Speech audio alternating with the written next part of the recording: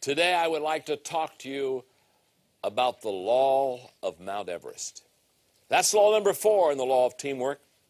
And the law of Mount Everest says, as the challenge escalates, the need for teamwork elevates. In fact, in your notes, I want to make sure you get this. This law is about gathering and growing a team to accomplish something big. This is a law about gathering your team and growing your team so that you can do a Mount Everest project. Now, let me apply the law of Mount Everest this way. If you're just going to climb a hill, now we're doing this taping today in Atlanta, and Atlanta's got a few hills. It's got Stone Mountain. It's not a big mountain. I mean, I suppose in about an hour and a half, if you want to, you can climb it. If you want to go climb Stone Mountain, you can do that on your own. Isn't that true? You know, just put on your sneakers, put on your jogging outfit, your shorts or whatever, and go over there and just start at the bottom. And about an hour and a half later, you'll be at the top of Stone Mountain. So if you want to climb Stone Mountain, you can do that on your own. In fact, can I tell you something? You don't need a team. You don't need to look around and say, you know what? Today I'm going to climb Stone Mountain.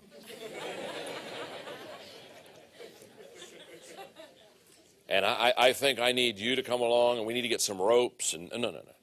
If you're going to climb Stone Mountain, you can do that on your own. But the law of Mount Everest says, if you're going to climb Mount Everest, if you're going to tackle something really big, you're going to have a team.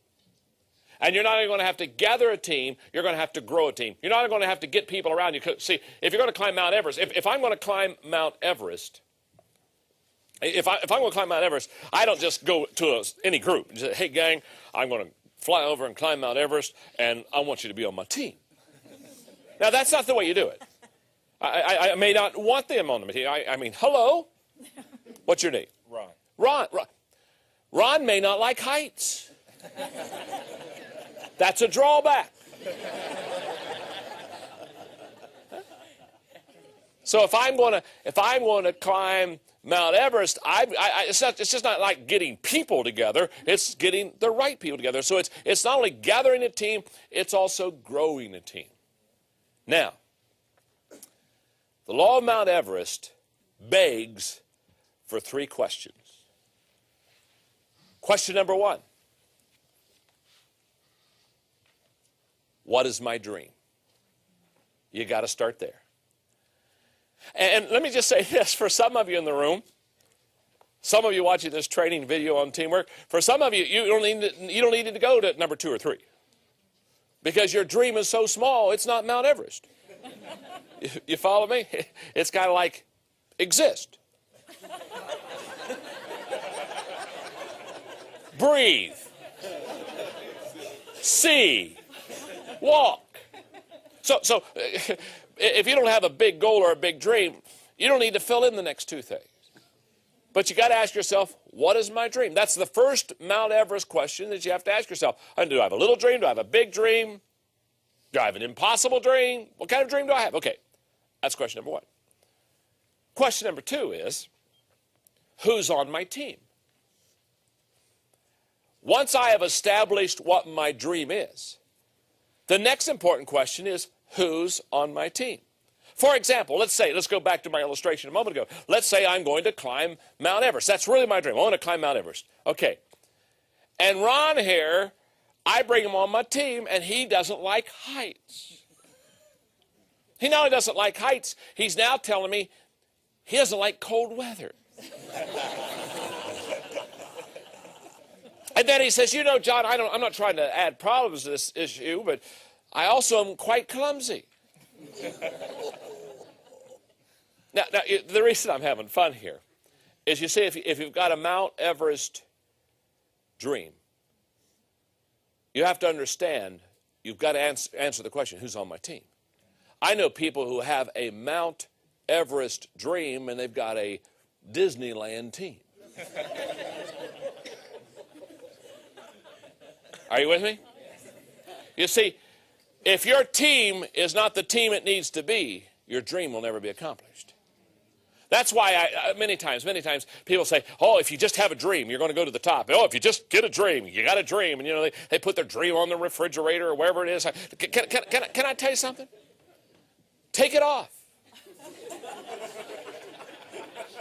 Some of you don't have a dream, you're just smoking something. The question you got to ask yourself is not what my dream is. The question is, do I have a team that can get me to the dream? If you don't have a team that can get you to the dream, you're in trouble.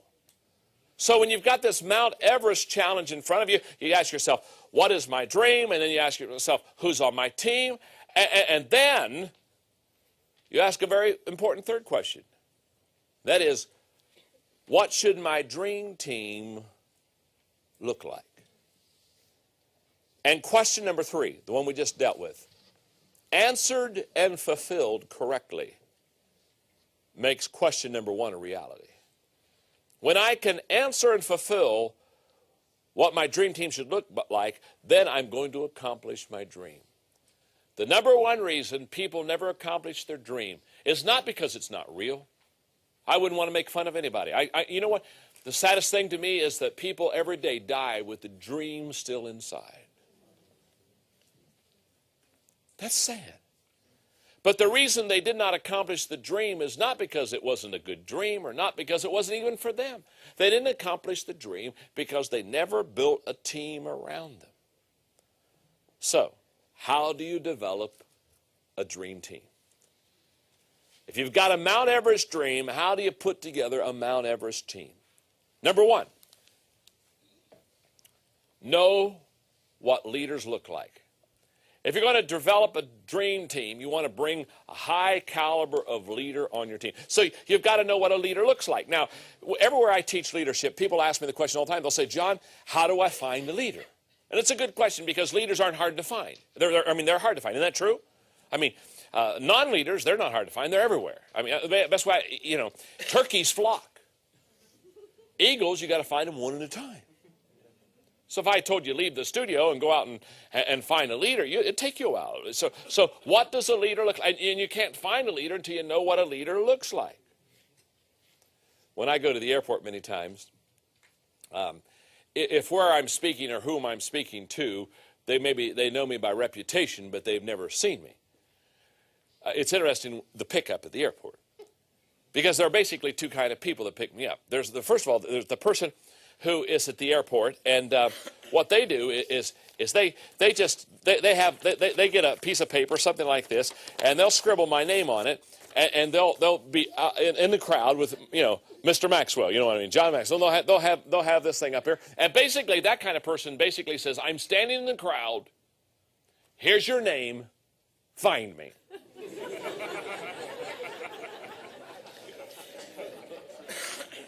Sometimes I do, sometimes I don't. Sometimes I don't look hard. Sometimes I just go straight to a taxi. Go to my hotel and say, I'm in my room, you find me.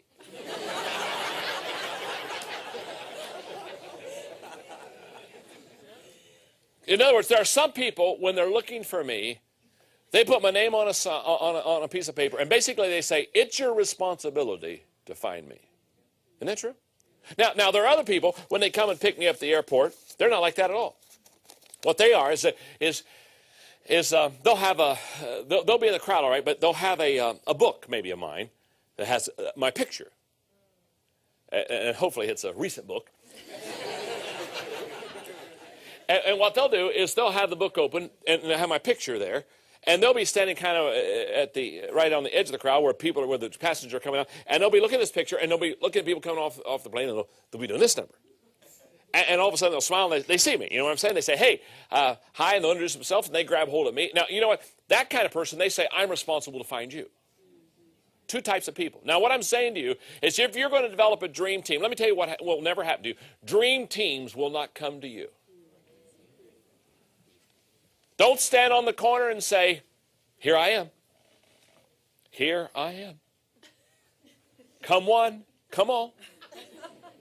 Here I am. Find me. Opportunity is sitting right here. No. If you're going to develop a dream team, you've got to go out and get them. And let me just say 3 things about leaders. 1, leaders are hard to find because there's not an abundance of them. In fact, I've never seen an abundance of leaders anywhere. When I speak for companies and corporations all over America, I have never gone to the president or CEO of a company and had them look at me and say, John, we're delighted you're here. We do have a problem. What's the problem? Well, we have too many leaders in this organization. We have too many great leaders. My goodness, we're just loaded up with leaders, and we have a leadership glut in our organization. Never have I found that. Why? Every organization I know, every business I know, every government agency I know, every church I know, they don't have enough leaders. Why? Leaders are hard to find. Not only are they hard to find, leaders are hard to gather. Once you find them, it's not easy to gather those people. Why? Because they have their own mind. They have their own agenda. So you go over to a leader. What's your name, sir? Jimmy. I go over to Jimmy and I say, Jimmy, come on, join my team. Now, if Jimmy's a leader, Jimmy just doesn't jump in line. Hut 2, 3, 4, hut 2, 3, 4, hut 2, 3. You know, Jimmy, he doesn't even move. He's the leader. He looks at me and says, he starts asking me questions. He says, where are you going? How long are you going to be there? What you going to do when you get there? Can I drive?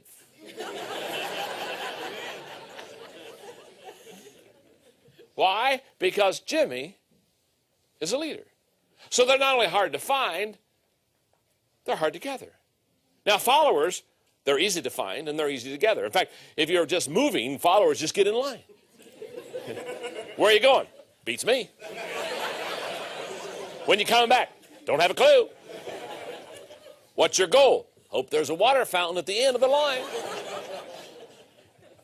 Leaders are hard to find, leaders are hard to gather, and thirdly, leaders are hard to keep. You don't keep leaders. I mean, they just don't hang around, especially if you're bad. Leaders don't wait around for your day to come. If you're making it happen, if you're going somewhere and you're doing something, they're on the team. But I mean, the moment it gets a little plateauish and the moment it gets a little bit slack, they're out of there. Isn't that true? So, develop a dream team, you've got to know what a leader looks like. You've got to be able to see them coming. How many times have we looked at opportunity and it's passed us, and as soon as it passes us, we say, oh my goodness, I wish I would have done that. Now, why is it we're so good when opportunity passes? It's very simple. We didn't know what it looked like when it was coming. If you want to develop a dream team, number 2, you have to show potential leaders how to lead. In other words, you have to model leadership for them. I found out a long time ago, we teach what we know, but we reproduce what we are. That's why I always say a leader develops a leader. A non-leader doesn't develop leaders. Takes one to know one, takes one to grow one, takes one to show one. So you want to model leadership. People do what people see. And thirdly, if you really want to develop a dream team, you need to grow leaders through training. You need to spend time growing the people around you. Let me explain it this way. The most appreciable asset that you have in your company are the players around you. And as you look at your team, as you evaluate your team, what you want to do more than anything else is you want to train your people, you want to believe in your people. In fact, I've always said, put a 10 on their head. Put a 10 on their head. Communicate to them like they're a 10. Treat them like they're a 10. Believe in them like they're a 10. Put a 10 on their head. Because here's what I want you to know. The people on your team have potential to grow. In fact, let me say this as a leader. If the people on your team today are the same that they were last year, you haven't done your job. And to all the team players, I want to say this to you. If you're the same today as you were a year ago, you haven't done your job. Does that make sense? Now, the law of Mount Everest says when you have this humongous goal or dream in front of you, the need for teamwork escalates as the challenge elevates. The law of Mount Everest says the bigger the challenge, the better the team. So what you do is you don't go after the big dream first. You go off of you start developing the team first. And as they're capable, then you go after the big dream. Love this story. It's a Mount Everest story, but it'll work real good here. A true story of a guide who took a team to go to the top of Mount Everest, got in a major storm. They got about 2/3 of the way up, had to go back down. And obviously, because everybody flew in, great expense, great training, a lot of time and effort, everybody was disappointed. So the guide, knowing the disappointment of the team and knowing they didn't get to the top, said, before we go home tomorrow, we'll have dinner at the lodge tonight. And they had dinner. And it was kind of a somber mood. The people were, well, they were just disappointed. And so after their meal together, and it was kind of a low-key evening, the guide stood up in front of them and said, before we leave, he said, I want to share something with you. Now, right behind him on the wall in this lodge was a major picture of Mount Everest. In fact, it was as big as the wall. And as he was addressing the people that didn't make it to the top, he turned his back to them and he looked at this picture. And he began to talk to Mount Everest. And here's what he said. He said, Mount Everest, I want to say something to you tonight. We tried to climb to the top. We tried to conquer you. And we failed. We had to come back down. Mount Everest, I want you to know today you defeated us. But Mount Everest, I want to say something else. We're coming back again next year. And Mount Everest, I want you to know when we come back next year and endeavor to climb to your top next year, I want you to know that we will defeat you next year, Mount Everest. And let me tell you why. Because Mount Everest, you're as big as you're ever going to get. But the people on this team, we can get bigger. And that's the law of Mount Everest. Gather your team and grow your team. And then take on that big dream and go all the way to the top.